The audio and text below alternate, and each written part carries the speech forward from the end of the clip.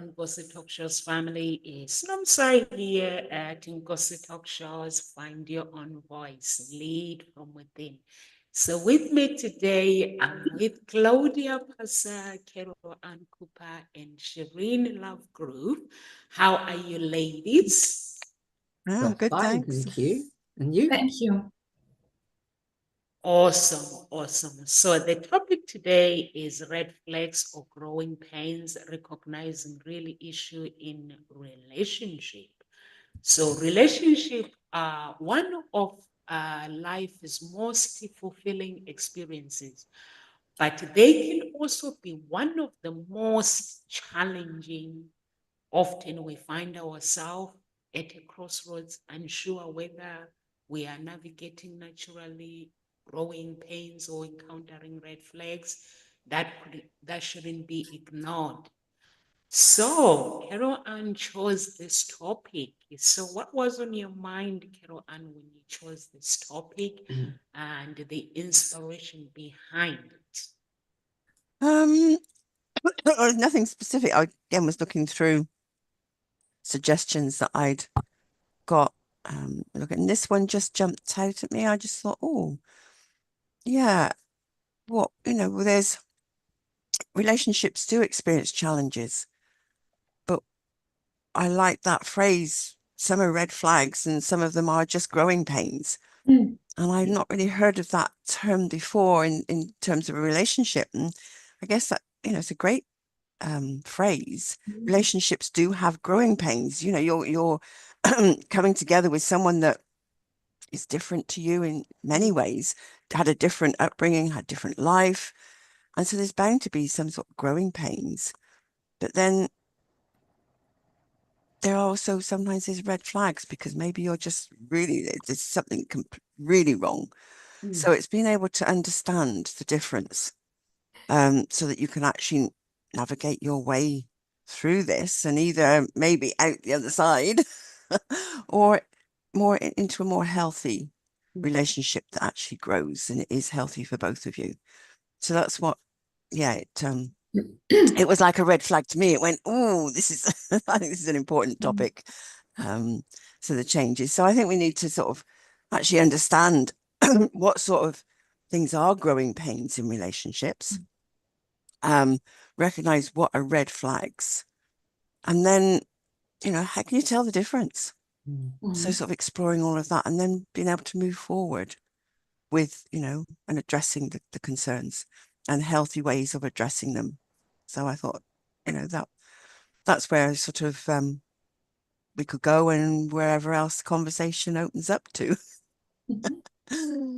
Shireen, what were your thoughts when you saw the topic? Yeah, I mean, I think what you brought up there, Carol Ann, thank you. It's just, the idea that you have these two things that are so almost, they're both ends of the spectrum, aren't they? One is, hey, this is a reaction, let me get the hell out of here because this is something that's telling me this is not going to be good. And then you have something that's saying, well, no, maybe this is about staying here and working with it. And with that difficult situation. So I think that, it's quite an interesting topic just to put those two things together and thinking about it as a thing. What's really important is what you've kind of said there. And I think for our viewers, hello everyone, that we really look at is if anything is making us feel uncomfortable, we really always need to look at it, no matter what. And once we've looked at it, once we've explored it a little bit, we can make a decision. Is this something that's going to help me grow? Is this something that I want to utilize in some way? Or is this really a red flag? And I think that certainly a lot of the situations where women get caught in coercive relationships, or we get caught in any kind of coercive relationship, is often because we don't know the red flags. We don't know what's going to happen. And often because of society or because of, our upbringing in some way, we are caught in beliefs that don't help us address those red flags. So I think that there's something very pivotal in reflecting on how we can identify first, is this a red flag? Is this not? Is this something that I want to develop? And this is just a teething problem.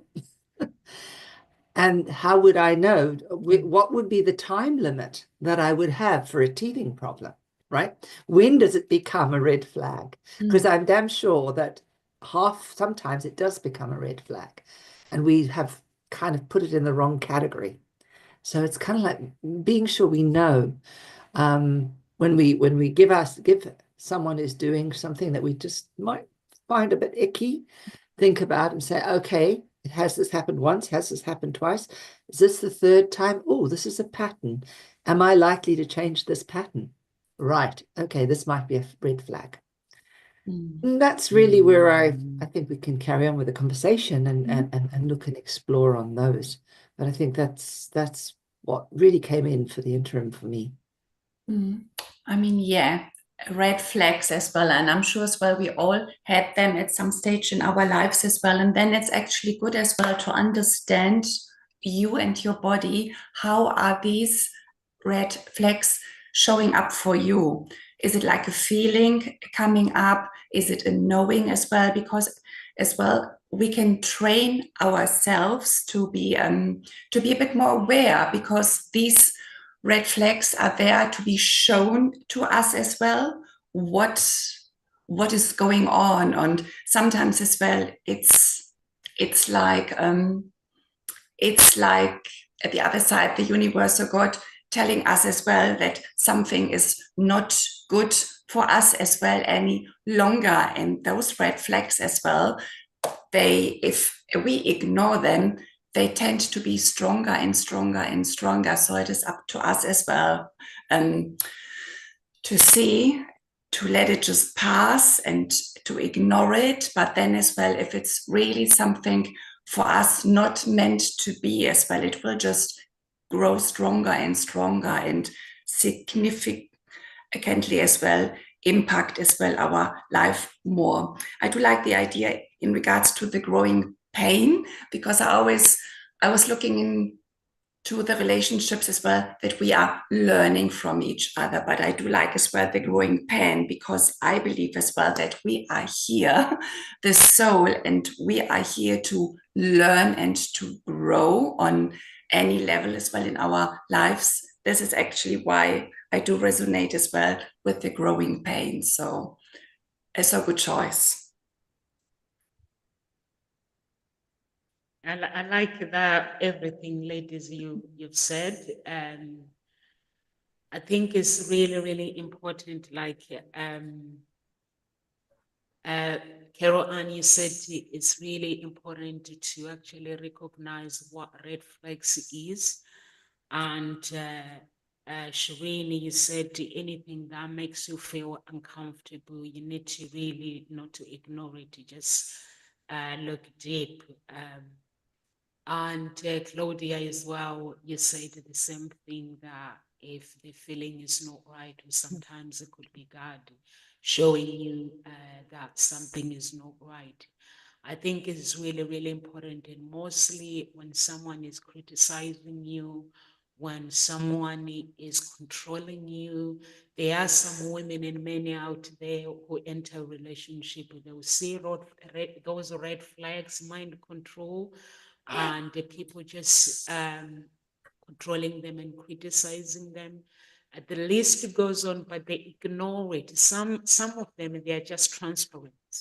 So it's truly, truly, really important, like what the ladies have said, to really understand if something is making you feel uncomfortable, don't go into a judgmental place, but really look it through, because your feelings and your emotions inside will tell you if something is not right, and just walk away. But there are some people who like to continue with the relationship for the sake of being in that relationship. So it's really, really important. Over to you, Carol. Yeah, and I've just got a quote here. It says, red flags are moments of clarity in disguise. Don't ignore them just because you want to see the good. Mm. I really feel that sort of it's worth just thinking about, because sometimes we do ignore them. And you're right, Claudia, we have these instincts of sort of this, maybe a knot in the stomach or just some emotion that's there that just doesn't feel quite right, and we ignore it. So it's just recognizing what is that's going on. And the important thing to do it, you know, it could be a red flag, but it's something, it is a red flag in a sense, but is it one that actually is a sign of something deeper? Or is it maybe a sign of something's not quite right here? And maybe it is just part of growing pains.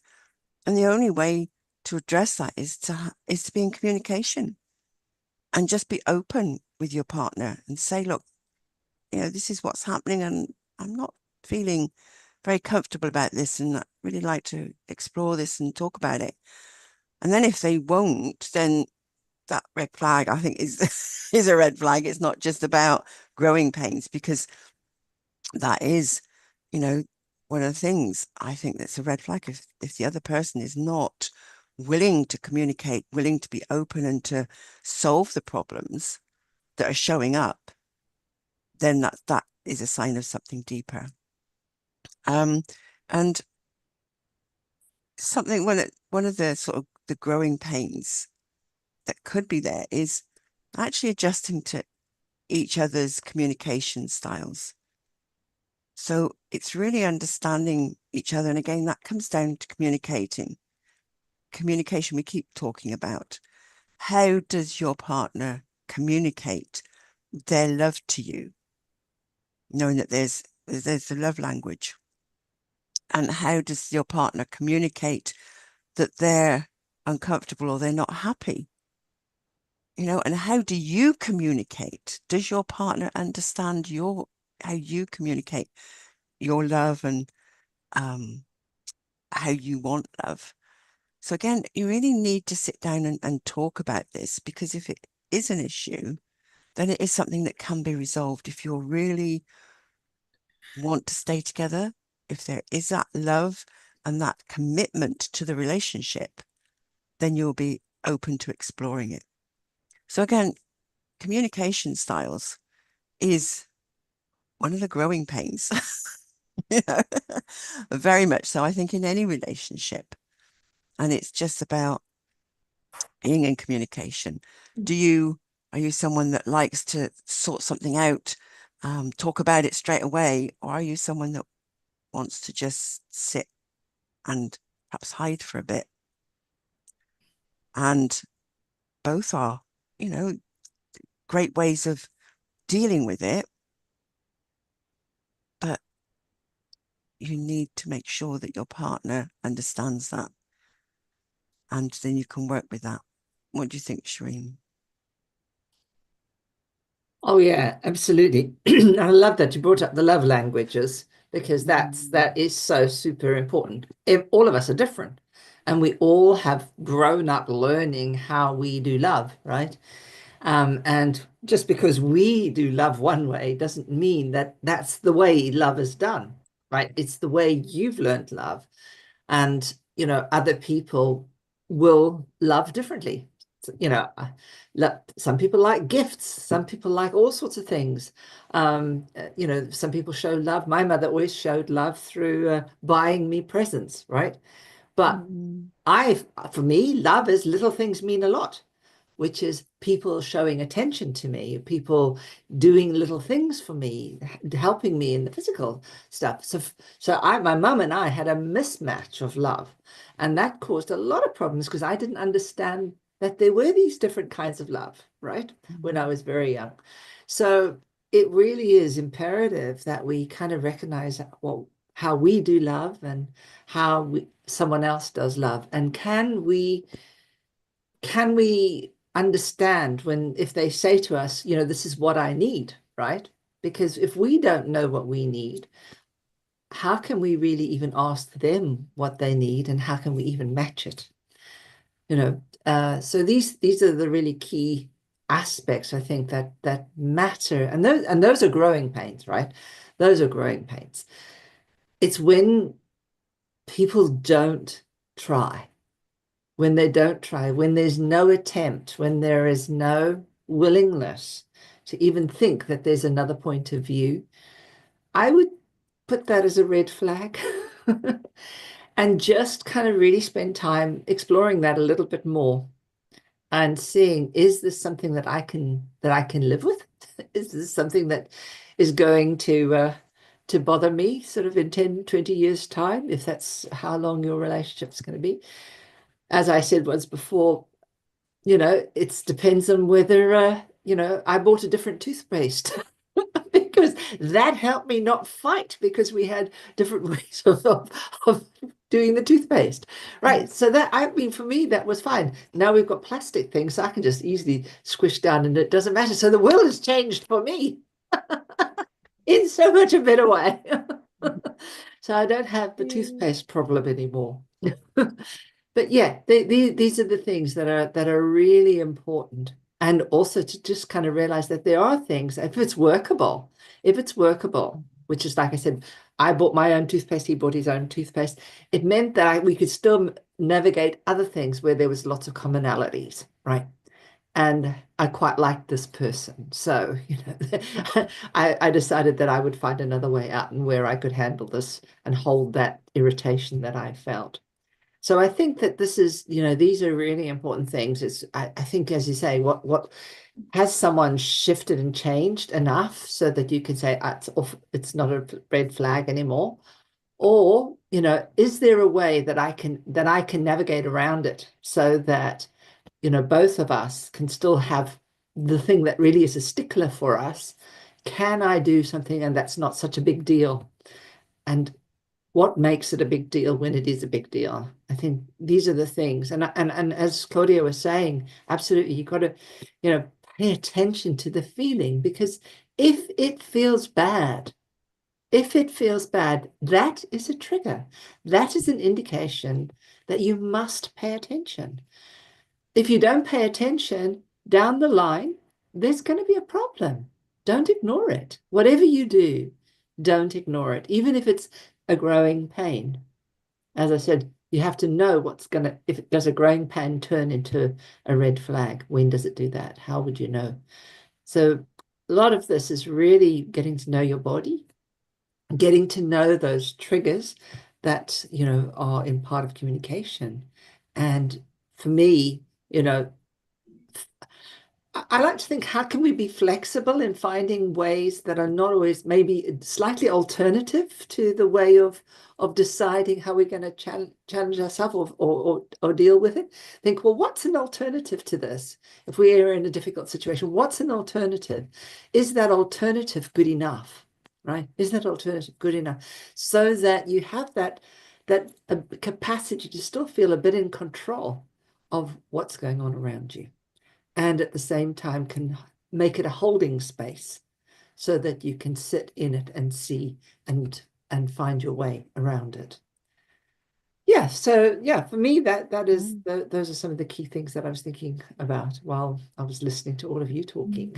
Yeah, and something as well I like to mention as well, in regards to relationships, they are actually very good for us to grow and to learn, even though these are the ones as well where we tend to get the most triggers as well. But on the other side, if we can just like understand and change the perspective as well, so that we can use this as well for our personal growth. And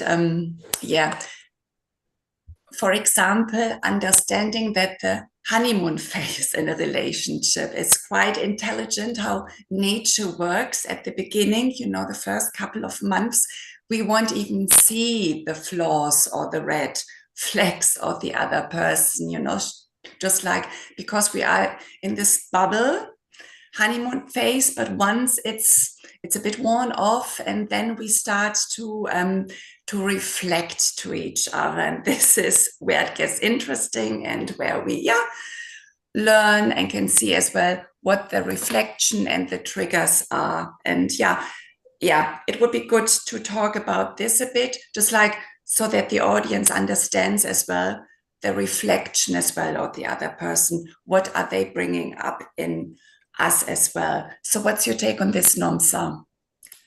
How can we use this for our growth? I think using this for growth, we have to make sure that we don't, there are some people who say, I can live with it. Even if they see that it's a red flag, they're like, I can't be bothered of letting it go of this person. I've worked so hard to find them, but I can let it go. But there are some red flags of people just being people judgmental. I've gone through it where people come and watch my talk show and they'll go and speak to my spouse until I started having problems. And God said to me, because I thought there was something wrong that I was doing. It was like, you're not doing anything. Look at closer. They're watching your talk show. They're not really watching your talk show. They watch your talk show and then they go back and judge you. These were the people that I thought I was close to, but then I find myself, and then I was like, oh, okay, so you can't ignore those things. But at the same time, as a human being, you have to understand when, in order for you to grow, if someone has a red flags, it's not your place trying to change them. They need to make that decision. For you to grow is for you to pray for them and just move on from that relationship. If it's a relationship that has been going on for a long time, like Shireen, you mentioned the love language. We need to understand people's love languages. Was it Carol Ann? I think it was Carol Ann. We need to truly understand the love languages as well, because they are really important. Like myself, there are some things that I can compromise, but there are some things that I can't compromise. So it's really important. If you take me to an expensive restaurant or you buy me expensive gift, they don't mean anything to you.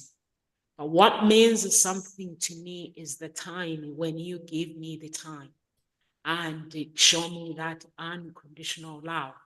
And since I've been in the UK, I don't know whether it's a UK culture or is anything. There's this thing where people, when they invite you to their events, like they invite you to family as a family, they don't think about your feelings. It's like you do as I say. If you don't, you're no longer valuable in my life. I've seen that even when I was in a relationship with my ex. I've seen it, but I don't know what it means. But because for me, like in my culture where I come from, you have to, people's language means a lot. Although people are adapting, there are people who are coming to Europe now, they are adapting European lifestyle where they want to live like European, but with the life culture that I grew up with, is more like love. A human being is more important than anything else. I don't know about Shireen as well when you were growing up. So I'm kind of getting into the confusion, like being here in the UK, but there is other English people who are so genuine. They are truly genuine. I'm here today with my life. I wouldn't be here today by those people. They've dedicated their life. They showed me what it means, like more love language and like being there for you. So you need to find that man that will be there for you, that woman that will be there for you. We can look at the red flags and ignore them, but they will never ever go away unless if that person decide to actually work with them and get rid of them and work on them. But if they don't, the other person will end up in depression. And I think that's why most of the relationship, my clients, they don't live together, But when I speak to them, it's one thing that breaks the relationship. The other person not understanding the other person, like trying to control and giving an ultimatum in a relationship. You don't do that. So anyone that is watching the show, if you are in a relationship, you don't give somebody an ultimatum. So I don't know about you, Carol. And what do you think about these red flags of people giving people an ultimatum? I met someone that I'm close to, like one of the football team, and he was like, you know, sir, I married my wife, and I had to give her an ultimatum: is me or this? And I was like, you don't do that. And he was like, oh yes, I did, and she chose me. And that was the serious thing. Like I was like, but that's part of her identity. You knew when you met her, that's what she was. And he was like, yeah, I had to give an ultimatum. I was like, wow. That I'd say is that there's some sign of something deeper there, because Yeah. there's I'd say there's some insecurity. I mean, why would you want to give your partner an ultimatum? It's me or that, you know, because this is where you need to sit down and discuss, well, why do you feel the need to say it's, you know, give that ultimatum, discuss that through, because actually, what are you then denying your partner of doing? You know, you're stopping them from actually experience their life as they want to live it and grow through other experiences, and you're just tying them into you. And so I'd certainly call that a red flag. And but if she's given, you know, said okay, then that's for her to sort of live through that and learn, because there's a lesson for her to learn her own self-worth. And clearly she's not learning it. She hasn't learned it. And so sometimes we have to go through a bit of pain, and sometimes we have to go through a lot of pain before we actually learn the lesson. And some people just never really learn the lesson, and they'll suffer as a consequence, and they'll just, you know, stay in there because that sometimes feels safer than actually stepping out and standing up for yourself. So I'd certainly say that there's something there to be discussed. And it's important, you're saying about them not understanding someone else's needs. You need to understand your own needs before your partner can understand your needs. Because if you can't explain to them what your needs are, how do they know? So again, it comes down to you knowing your needs, and each person knowing their needs, and then being able to share it with their partner, and the partner listening. And then that's where the understanding of each other's needs comes in. And then it's respecting them. And if there is a conflict, it's how do you deal with that conflict? Does there need to be some sort of compromise, you know, to come onto mutual ground? Because maybe it is so opposing in some way, but it is about, again, then coming together and discussing it. And how do you move forward together if you really want to be together without each other being compromised in some way, their own values and what is important to them, you know? So I really do think that's something to look at. Something you said, Claudia, about the honeymoon phase. It's very much, there is that honeymoon phase, and there is that time where perhaps you enjoy being together a lot, which is the honeymoon phase. You can't get enough of each other, which then can change. It may be that there's something that's, you know, I'd like a bit of space now. And it's like, that can hit hard if it's, you know, you're both used to seeing each other, and that's what you think this is how it's going to be. And then suddenly your partner goes, I'd like a bit of space. It's not about taking it personally. It's about, again, sitting down and talking about what are your needs. I just need some space, because I hadn't realized that actually I do enjoy my own space, but I've enjoyed all this time together, you know, but we've got our lifetime together. That's what we've committed to. So I need some space. So again, it comes down to communication, understanding your needs and being able to communicate that. And I think there's something about liking the person in spite of being irritated. A strong relationship requires choosing to love each other, even in those moments when you struggle to like each other. You know, is there that love that's deep there, and you can then work through whatever the conflict is, whatever that struggle is in that moment, because there is that deep love and you choose to love each other, even if maybe in that moment it's like, oh, I really don't like you. It isn't actually the person that you're not liking. It's what is happening that you're not liking. What they're doing, what they're saying, and how it's making you feel. That's what you don't like. So this is where you need to be really clear and distinguish. It's not the person, it's their behavior, it's how they're being and what they're saying. And that's what you can then talk about. And that's where you can stop it being personal. Yeah. I'm so glad you brought that up. Yeah. So glad, because it is about what are they doing that you don't like, right? It's not in essence who they are. And I think often we put the two together and make a mistake and think, oh, I don't like you. No, you are the essence or the God force or whatever, you as an individual. What you do is the humanness of you, right? All the learning and the rubbish that you've picked up and the good things that you've picked up.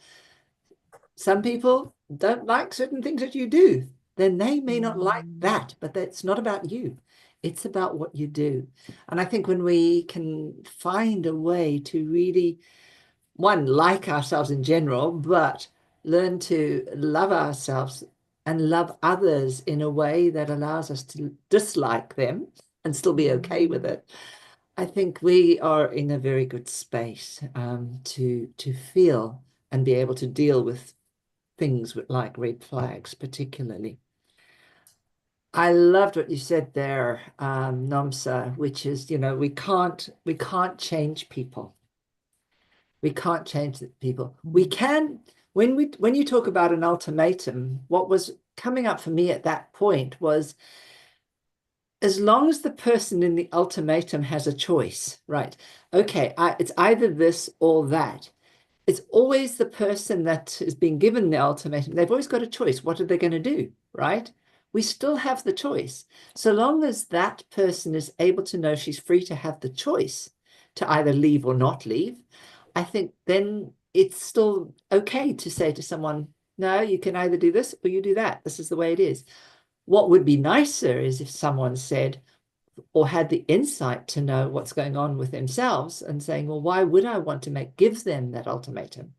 Is ultimatum really love, right? Or is it not, right? So what do you do there? How can I, what's going on for me that I have this compulsion or this need or this anxiety that I have to give someone an ultimatum? And I can't just allow them to be that free, loving human being that they are. Then I'm here. What's my job here? Is to help them blossom and grow within this relationship, not outside it. So I think that these are certain things that we need to really be clear about for ourselves. What do we know about love? What do we understand about love? What do we understand about relationships with ourselves and with others? And what do we like and what do we not like, right? So that we can really be very clear to be able to voice those things for people that we're in relationship with. And then to learn how to navigate that, the how to say to someone, you know what you're doing there really bothers me a lot. And this is the reason, right? So if you have a trigger, it's really important that you know what it is that you're being triggered about, right? If someone is doing something, for most of my clients, when someone says something, it's normally about someone they feel as though someone's not respecting them.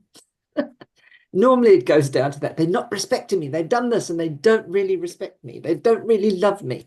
They don't really. No, it may not be about that. let's just step back a little bit.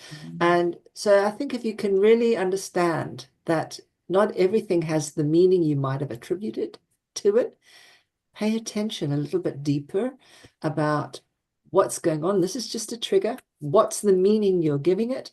And could it have another meaning? Could it be something completely different? And maybe go in on a journey to explore that, just to kind of be curious and say to someone, oh, I don't know, I'm feeling this feeling and it feels like this. Is this what you mean? Right? Check it out and learn those kinds of skills. And these are skills we have to learn. These are the growing pains.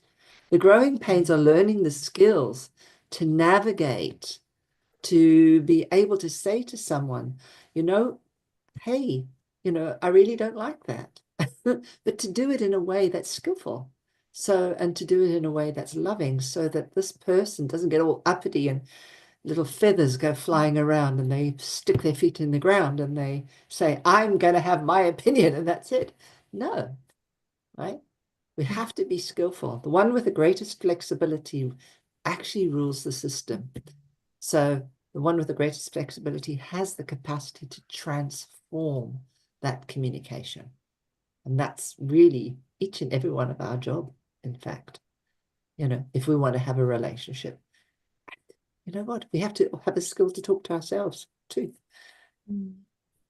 Not easy all the time when we've been traumatized or hurt in bad relationships before. Yeah. I mean, something as well what I realized in my relationship, communication-wise as well, instead of blaming the other person, saying you, pointing the finger at them, I changed the communication style in regards to explaining them something, and then this makes me feel so and so, and this totally changed it around. I don't get so much charge from the other side as well, because there's not much they can say if you can really explain how something makes you feel inside. So that works for me actually as well. And yes, to understand relationships. Someone of you, I think it was Carolyn or Shireen as well, to understand relationships, to understand ourselves as well. Obviously, this always helps us as well in being as well in our relationships. The thing is as well, relationships, what I have found when something is coming up and bothering me as well, I'm not the one to toss the towel, to throw the towel and to leave the relationship. I don't do this as well, because I have learned as well that if something is unresolved, something I have not learned in this relationship, and I just go before it can become a lesson and integrate as well, I just continue with the same lesson in the next relationship. So that's something I won't be doing as well anymore. So I stick around, I look at what's coming up. Obviously, if it's an abusive relationship, it's just like, I leave, I go, yeah. There is no waiting around here. But in general as well, as I've said before as well, things are sure to come up, and just expect them as well, because the other party will always put their reflections onto you and the other way around. And this is how it works. And this is how we learn as well about us. And another thing as well, that we attract the partners in regards to our unmet childhood needs as well. So this is as well important to understand. And there's some really good books out there as well, just like educate yourself as well in regards to relationships and how they work, their dynamics and so on. Some really good books out there. Just pick the one you feel attracted to, because this is the one as well bringing you the most benefit. But basically as well, we attract the partners in regards to if there's anything unmet, something what we did not get from our caregivers or parents when we were young. This is then how we grow up and trying to resolve this, to fix this, or to feel complete in this area. And this is then how we go out. Again, nature very attractive, meet our partner, honeymoon phase, all very beautiful and lovely dovely. And then this wears off, and then we start as well, just like to see what has been unmet as well in our childhood. And then if you can understand and see this as well, and then you give this to this very young part inside of you. So yeah, that you are now the adult one, and you can give this missing part to your younger self. Nomsa? Dr. Francisco says building emotional resilience takes time, but the journey towards a healthier relationship creates lasting positive change. LinkedIn, I agree with that.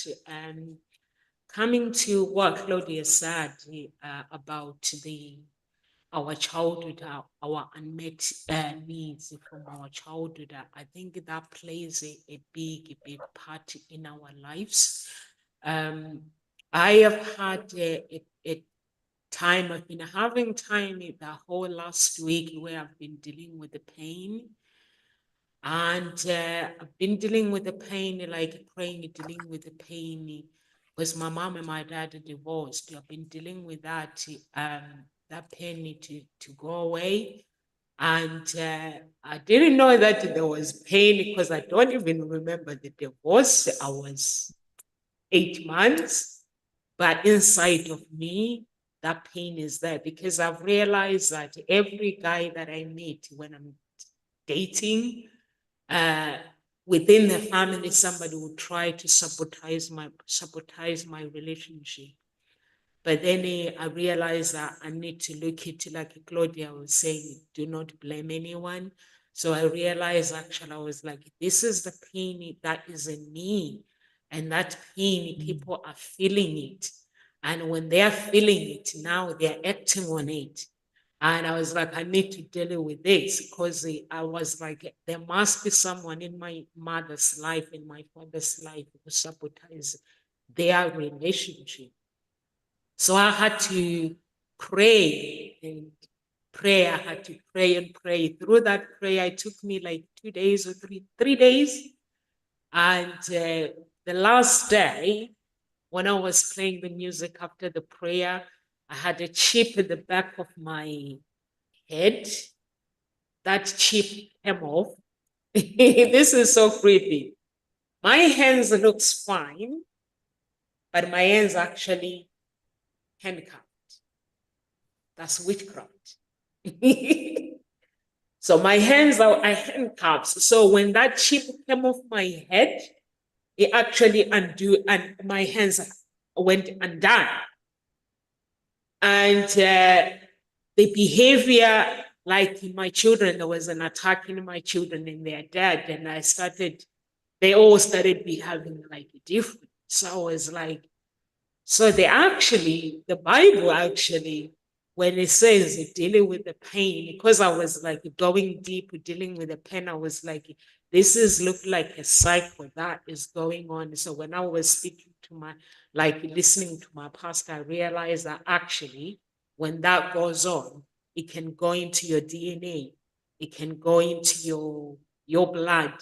Like if your parents went through pain, that pain, when people sees you, they don't see you, no matter how beautiful you are, but they see pain if you've not dealt with that pain. And that's why it becomes like a red flag. So you're like, I don't understand my relationship. They all end up the same way. What is going on? So I was like, this is so creepy. And I was like, okay, I need to give this prayer to my mom. And I think it's really important, like what Sharino was saying as well. What do we like about ourselves is really, really important, and paying attention, because when I was paying attention, this is where I realized that something is not right. There's people, every time when I'm doing something, someone is sabotaging. Where is this coming from? I realized it's coming from my parents. So I had to deal with it, but I could have easily started fighting the people and started fighting whoever was fighting, but I was like, let me pay attention here. This is what something is not right. So it's really, really, really important to, when you meet someone, get to know them. And Carol Ann, what did Carol Ann says, understand your needs before your spouse can understand yours, and communicate your needs as well. I think it also that is very, very important, to understand your needs so you can communicate it to that person, let them know, because the relationship is all about saving. It's like, you're my king. How do I save you? Not what I can get out of the relationship. If you go to that place of saving, then that person, they'll come to you and say, how do I save you as well? And then that's where you communicate your needs.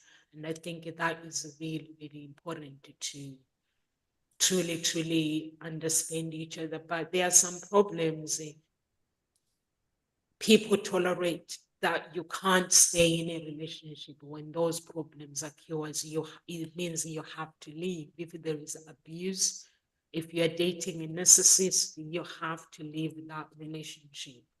There is no way, because otherwise you end up in a depression.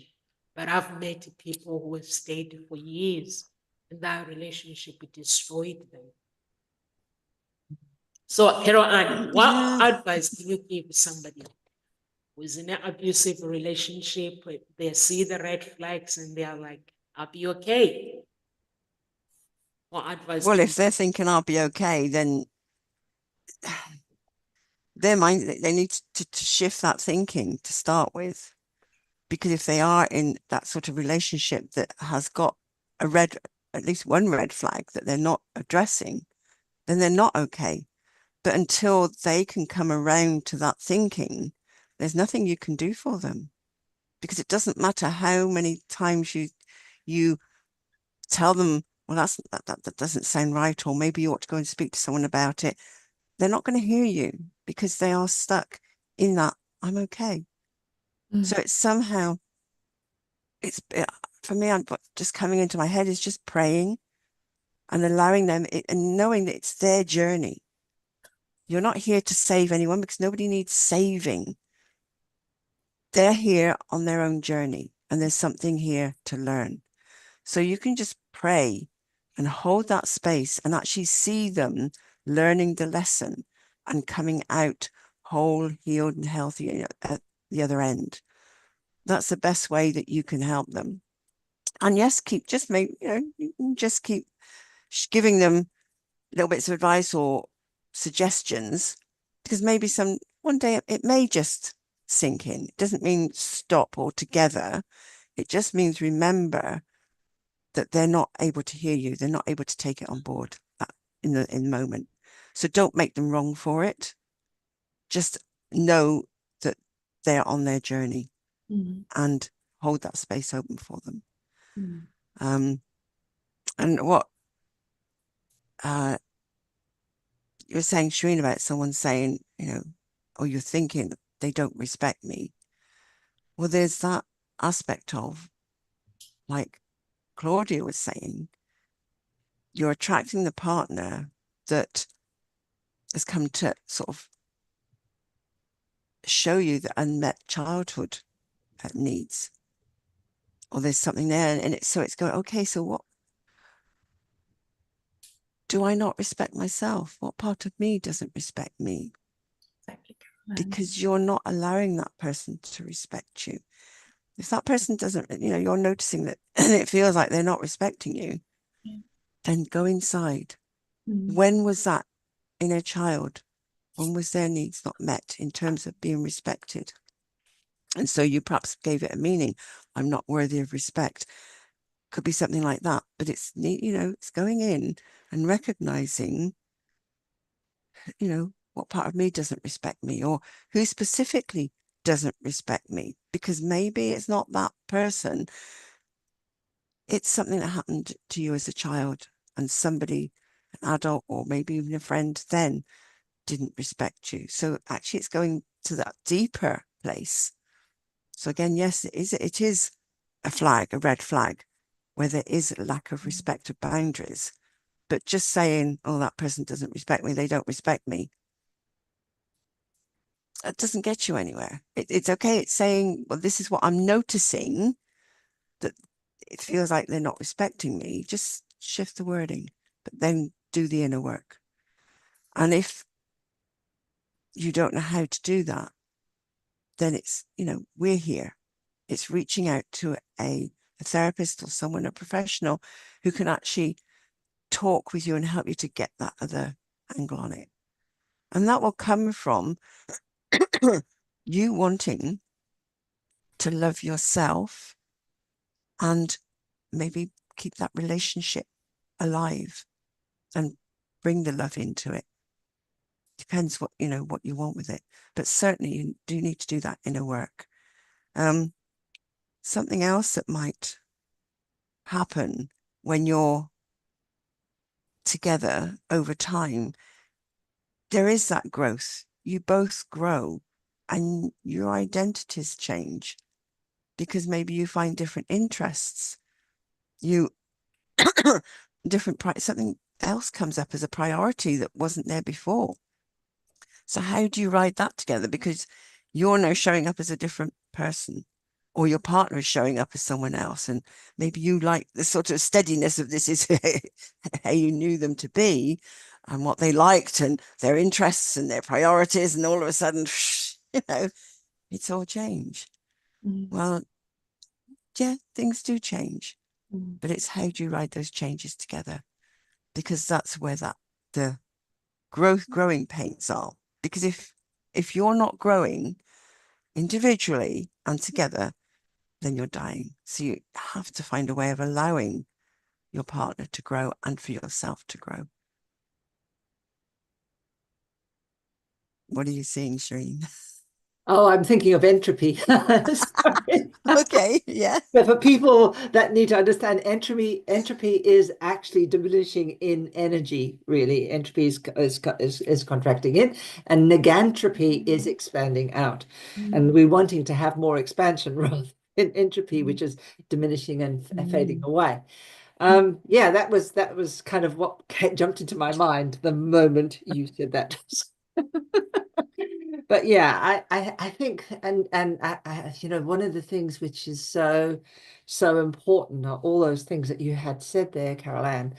And I'd kind of got hooked in a little bit of what Anamsa was busy saying, which is really the key pivotal thing. If I'm feeling pain, if I'm in pain, somebody else that I'm going to communicate with is going to feel that pain.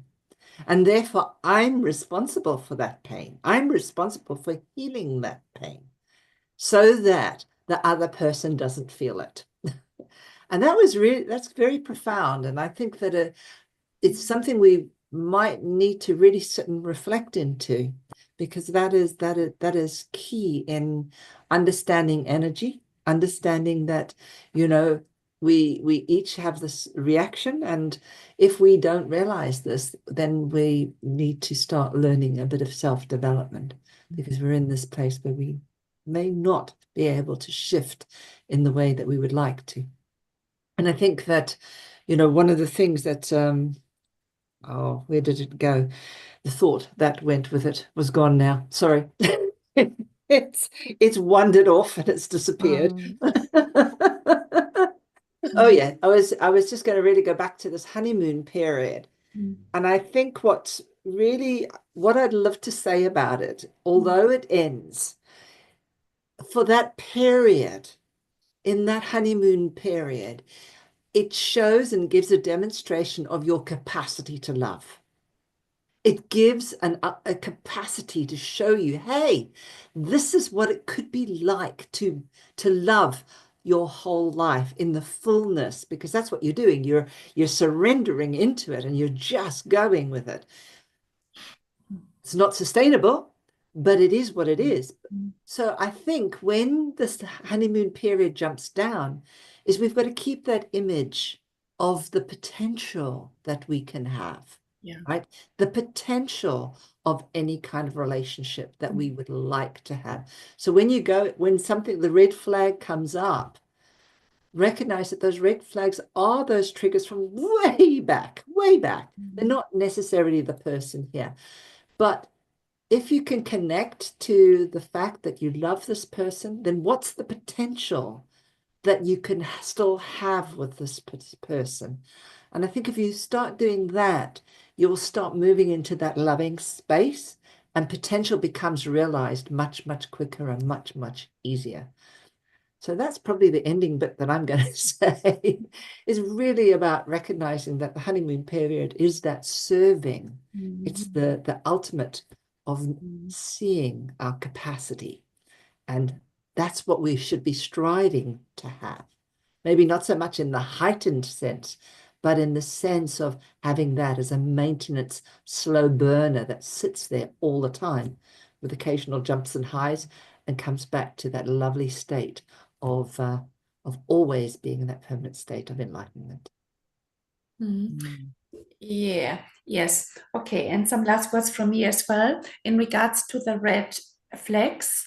How to reduce them a bit is as well in the dating phase, or when you are still not in a relationship with this person, but to understand as well what are the non-negotiables as well for you. So because like this, if you know what it is you do want, and then as well you can vet the person out as well a bit quicker. But obviously this applies to the beginning, to the dating and so on. Just like a little tip, non-negotiables, because then yes, just like a bit easier.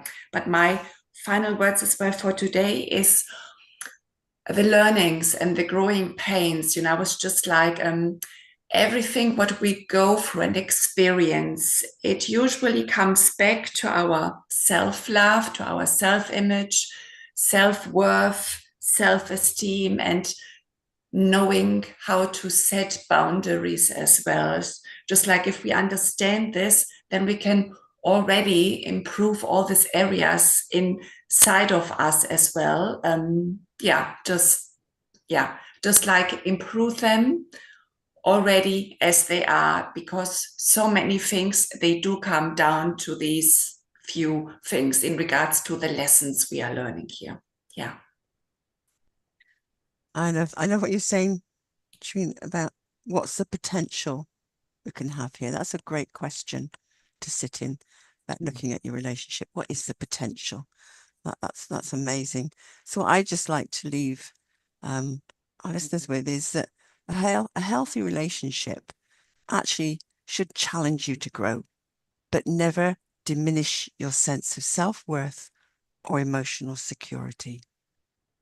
So there's that balance. So, is this growth, or is there some diminishing, that entropy? I love that word.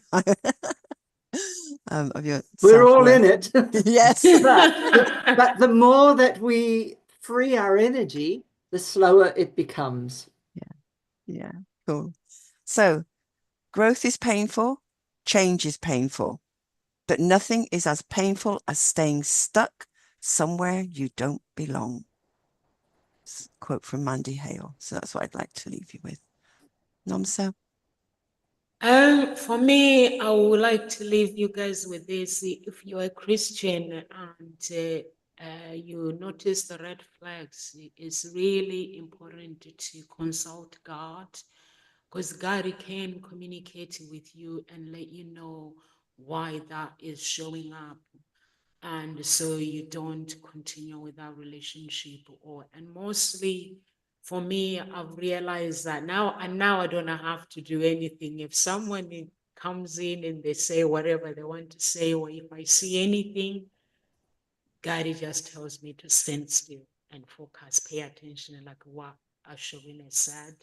And the more I focus, the more I get the answer of what is going on. Or if my clients comes, they tell me what they think I want to hear. Gary would take over. If I'm about to ask questions, Gary will just take over and they will just speak the truth. what they are feeling and why they feel. They will tell me why they feel the way they feel, why the relationship went the way, so that we don't make that mistake when we are matching them. Because mostly nowadays, when matchmakers, when we are matching clients, it's all about how much money you're earning. It's all about, it has to match it with couples. It's all about the beauty. It's all about the thing. But God, it does not work like that. God works with the chosen spouse that He has chosen for you that will last for eternity. Doesn't mean problems will not occur, they will come. But God does not choose on how much you earn. That person that earns more money, less money, is the person that will bring glory to the relationship. That's how God works. So that's what I realized. So as a matchmaker, I look at the red flags and make sure that God intervenes when they go on dates. I'm like, show the truth. Let the truth be shown to these two people. And if it's not meant to be, something will just happen to steer things up, or to stir things up, and they'll be like, I don't want to see the guy. And now I would know that it's not meant to be. So I think just God, for me, it's just God. Please, guys, if you're watching us on YouTube or social media, please do share the video and do follow us, subscribe to our channel, and go to the website as well. The website is on all our social media, and be part of the family. If you want coaching, please do sign up. For love, please do sign up. And God bless you guys. I gotta go. Carol Ann, I Me put too. you. I think. Oh, I thought